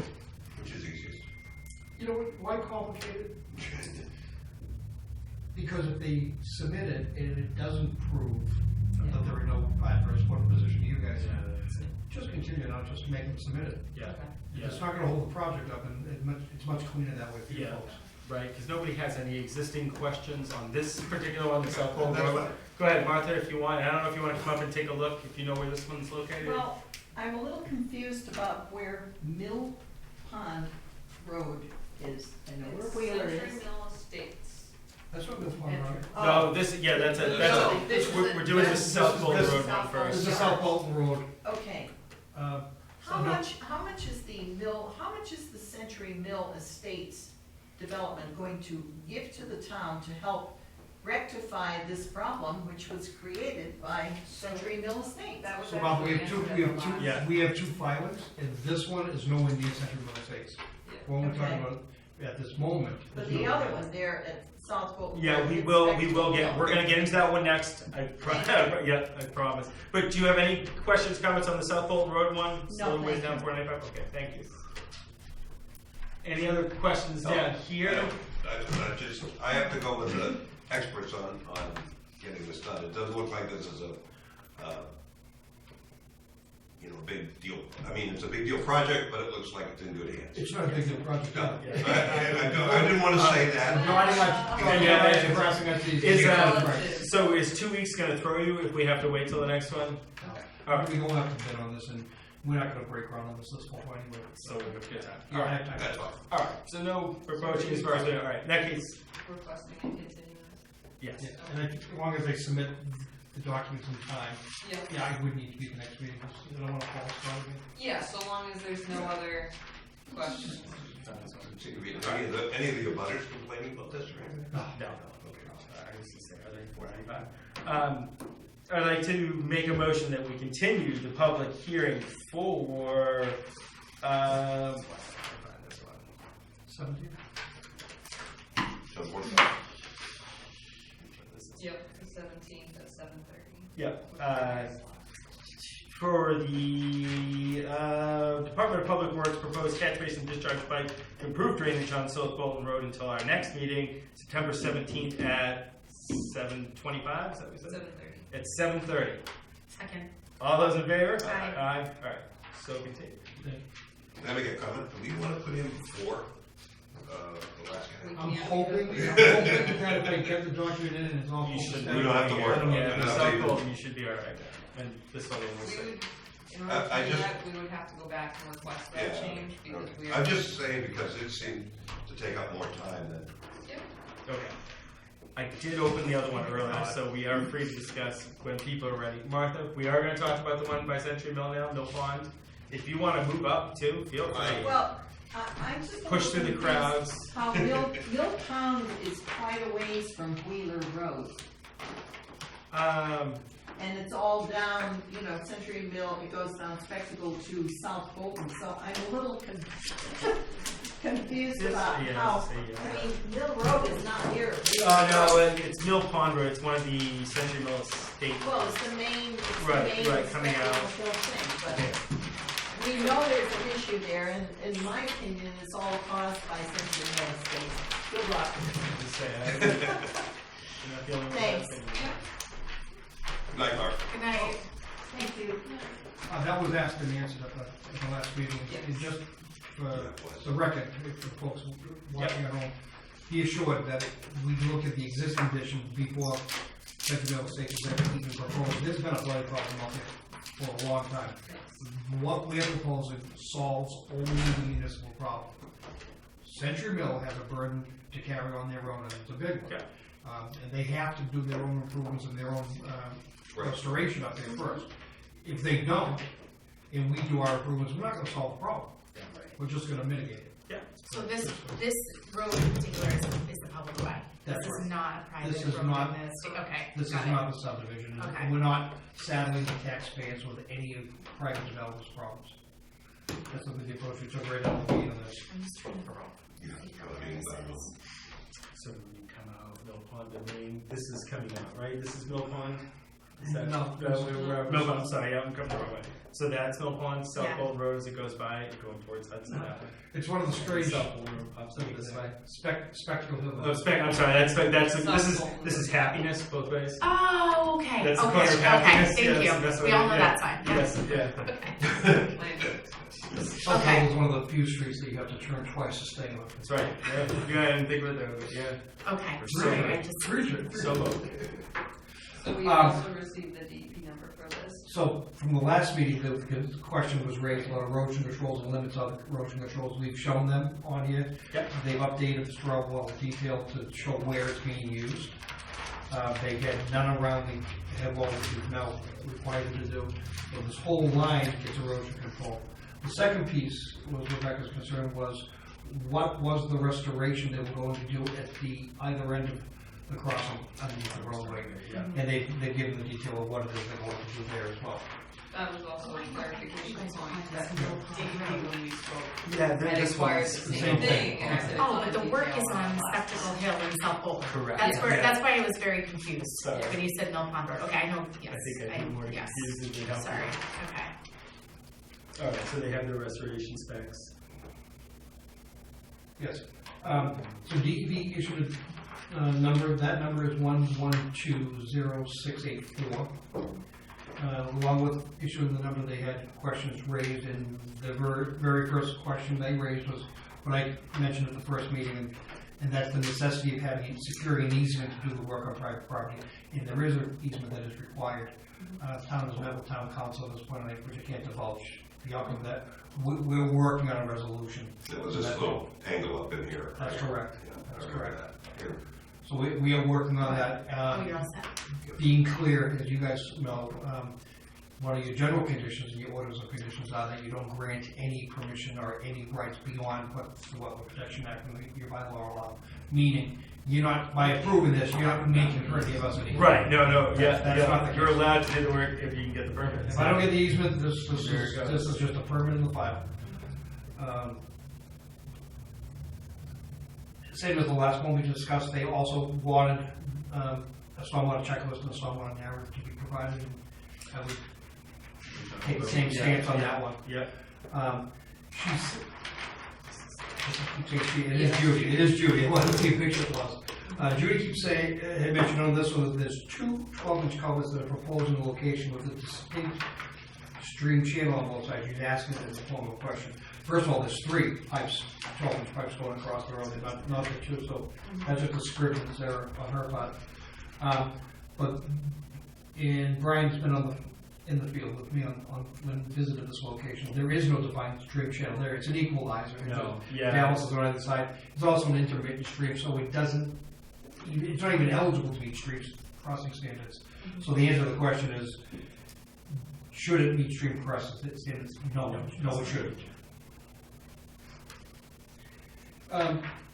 Judy also suggests that the 2000 series, which is the wetland flag series that surrounds the Kettle Hole Pond proper, is identified as a potential vernal pool, but it is not a vernal pool. I mean, it's truly a pond. So just because it's mapped as a potential, it is not. So it doesn't dry up. So I guess my only question to the commission about that would be, if you don't go out to bid until, within the next couple months, once this is permitted? I would probably bid, depending on the easement Yeah. situation, as soon as it resolves itself, we'd go out to bid January, ready to hit the ground running in the better weather.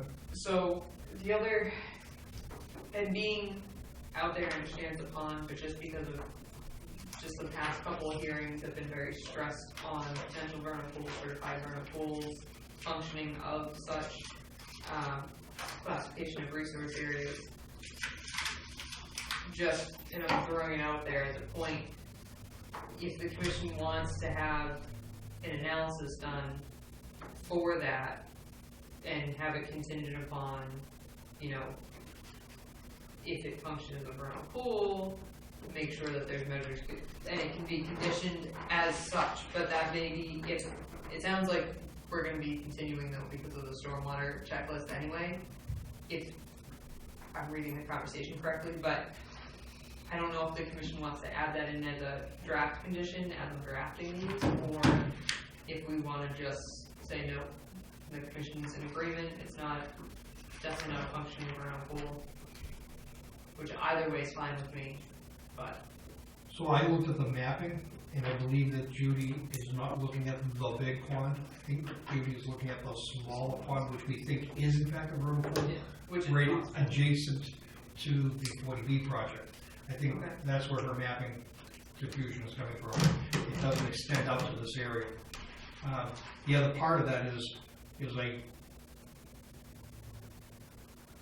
I don't want to impose upon any abutter mapping of and certifying of body of water that's only buffer zone to my project, that's on their property. Okay. I had the same thought, yeah, Okay. they don't want it defined.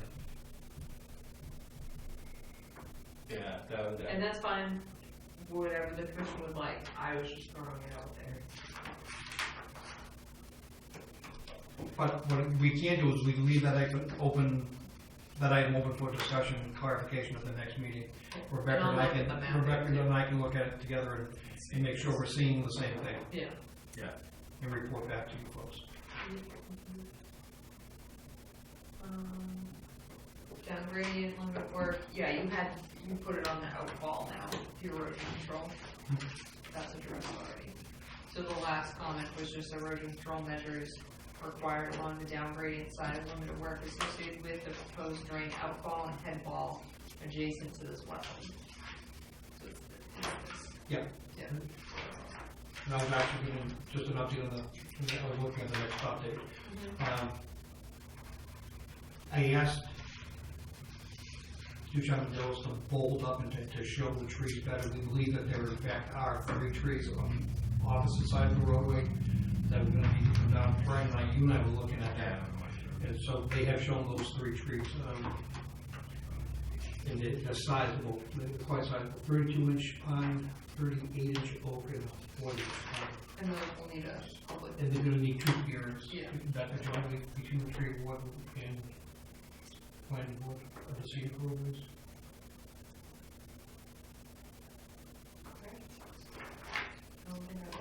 Any questions? and looks like we updated the map, do we have the right culvert now? Yes. I was trying to think of like, there was one other question, like, oh, we have. So the second piece of the same project is just around the corner, and it's exactly that. It's, Okay. that was the embarrassing piece, that they designed it in the wrong location.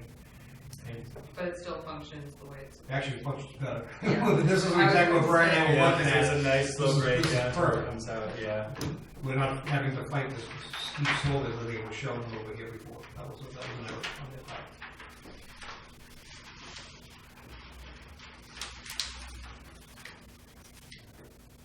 I didn't have any other questions. That's I it. don't know. Let's go with the experts. Additional questions on this, anybody in the audience? Do you have additional questions on this right now? No. All right, and it sounds like we'll do the checklist anyway, so we're definitely gonna continue this one until next time. In that case, are you fine with us continuing? I'm fine with that. All right. Would it be less than 7:30? Less than Yeah. 7:30. So I'd like to make a motion that we continue the public hearing for the Department of Public Works proposed replacement of one road culvert along with proposed catch basins, manholes, and associated grading located off Spectacle Hill Road and South Bolton Road between junctions of Mill Pond Road and Wheeler Road until our next meeting, September 17, 2019 at 7:35 p.m. Second. All those in favor? Aye. Thank you. Thank you. Thanks for waiting. Thanks for your patience, buddy. You're welcome. Yes, thank you for your patience. So, yep. So do you want to sign this while people are reading this? What? Yeah, Oh, yeah. do we have enough to do the minutes? If Emily's not voting on them? Yeah, it was Right. there. But Okay, so. my friend here said he Oh, could yeah. find it. Oh, so you actually I found checked it something. over this time, yeah, so, number 2, let's see, line 1, 2, 3, 4, 5, 6, where it says regarding, it should say regrading. Yeah. There you go. Put that in there. Thank you, You bet. She's testing you. totally on purpose. You're good. I missed it too. I was also to point that one out too. Yeah, if we got her approving minutes. You got it first. We have one last thing, and that is update for Keys Farm. So, we had a situation, where, so Hudson Light and Power is doing, so they're required to trim a box, basically. I'll explain it that way, around the power lines because of the voltage or the energy that's moving through there, the electricity that's moving through there. That means they have to remove branches, most of the time branches. There are a few areas where about a foot onto the shoulder, sometimes 2 feet, they're just clearing the brush down because it'll grow back up while they're doing this other trimming. By Keys Farm Basin 1, where they just completed and finally came into compliance with their remediation area, Hudson Light and Power. Basin 1 on the road. Yes, Okay, right sorry. on the road as you Sorry. enter the property to the right. Yep. They misinterpreted what they were told to do, and you can clearly see it because this area is fine, the area beyond it's fine. They removed all of the shrubby material that was keeping shade on that area, which should be okay. It should still be successful.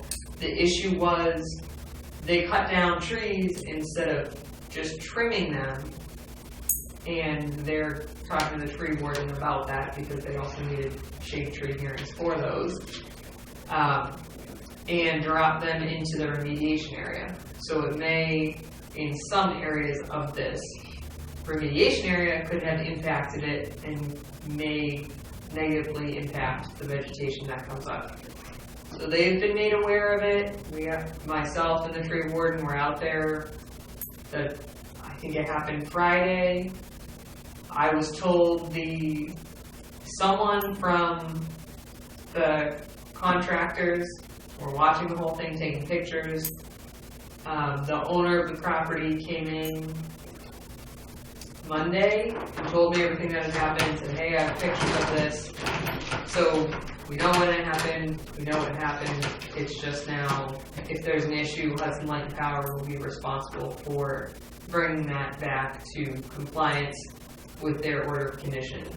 And it's been made clear to everyone, it's been documented, letter has been written, so there shouldn't be any issues. But the reason why I wanted to bring it up was, 1, it was a violation, 2, it was on Keys Farm property, which again had finally come into compliance regarding that basin. And the reason why they notified us right away is to be sure that we knew it was not them that did or committed the violation. So that's where that is. We're going to watch the vegetation to see if there's an impact. Otherwise, by mid-fall or early side of that, they'll throw down more seed, which is what it needs. There's not any large gullies or divots in there, but it was clearly trampled. So. Communication with Keys Farm been pretty good so far? Yes, yep. They have a few permits in right now for driveways, and we're waiting until they seed the temporary access pathway there and allowing it to revegetate, as we had discussed at 2 meetings ago, maybe. But they didn't have any permits or anything in, and they were just working on the projects that they were told to work on that needed immediate attention, like cleanup of Basin 2 and reseeding and things that they've been working on. So they have been progressing in an effective manner, but we're just waiting on that to be seeded, and then I'll be able to sign off on those.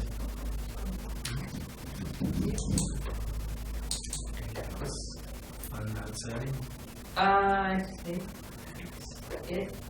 Do you have any update on the lot on Fort Bush and that landlocked? Not the landlocked one yet. But the Taggart property, we So the trust has taken that over, which I'm happy that they have, but I'm still working with them on it. They have, or one of the individuals from the trust has a past relationship from 2005 with the property owner. So they're starting that communication again, and they seem very willing to at least have a discussion about what are the options, what are we going to do. The town's very interested in this property. The Board of Selectmen voted their interest in further research and knowing that there will be an article at town meeting. Same thing with the commission, as we discussed. So it makes me happy that that conversation is even just happening, but there's no promises being made yet. But it seems that they're interested in working with the town to see if there's a happy resolution that we can. So is the trust gonna look into potential grants? Is that? So right now, they're looking to see what the property owner is interested in. Is it a land donation? Is it the town purchases it? Is it, they go through the tax credit program through the state, so it's a donation, but after they go through that process. It's just in the beginning stages, to my understanding. That's what I was updated with anyways. And as we receive updates, I'll obviously update the commission. But yeah, in the meantime, Sudbury Valley trustees, myself, and the trust are looking into, if we have to bring it to annual town meeting, if it's not donated, which I wouldn't be surprised either way, but keeping our options open, what are good funding opportunities for that? So there's always the land grant, which is July, so that article would be contingent upon receiving the land grant, and that's how it would be brought forward at town meeting. But then I've done some research, as you know, just looking at how we've acquired properties in the past and how those articles were worded, just so that we're covering our bases if it comes down to that. So we can say it's contingent upon a grant, or the town will be willing to pay this much, and then the grant covers that portion. So still working towards it. I'm happy with the conversation. Somewhat hopeful. Yeah, exactly. Yeah. I don't like false hope, but just conversations are good. Positive things are nice. I think it's important too, when it goes to town meeting, that people in town know that the last time we purchased conservation land was 2004. Right. If it comes down to allotting tax dollars to purchasing it, I think that's a really important fact. The other thing that's made been done public. too is that when the properties have been purchased, there's been a secondary article in the same town meeting, or if there's a special town meeting the same year, to allocate funds towards the conservation fund. And it's not the full amount, but it's like 25% of the amount that was expended. Yeah. So that's always good. I was happy to see that. I was doing research into it, that we're not dumping it all there, and the town has a history of not supporting any portion back. So we'll see. Great. There's a big work party getting ready for Oh, yeah. Power Springs. Got some email, yeah. So any volunteers? When are you doing that? This is 21st or 22nd. Larry Kuntz's project. I'm Yep. basically saying, go for it, buddy, Yeah. Remove the brush hog down there, which I forgot we named that brush hog something. I can't remember what we named her. I don't remember. But she was down there and they did a bunch of stuff, and now it's back behind Joe's house. And, that's going on. That's all going on. I haven't heard much about any trees being down in the back in any of the things, but with this windstorm coming up, that might be something that might happen in the next couple of weeks. That's true too. It's something to keep an eye on. But other than that, that's what's going on with the Trails Committee. We've got maps going on too. The maps Great. are getting done, so we're getting out from underneath the copyright issues that are going on. About who owns what for how much. And that's a good thing. So for both sides of us. Other than that, got a lot of tomatoes. More cherry tomatoes than I've seen in my life. Peppers. Yeah, peppers too. All right. 2 dozen jalapenos. Unless we want to keep it over for Jeff's salsa recipes, or anything else, I'd like to make a motion that we officially close the September 3rd, 2019 meeting of the Bolton Conservation Commission. Second. All those in favor? Aye. Aye. Good night.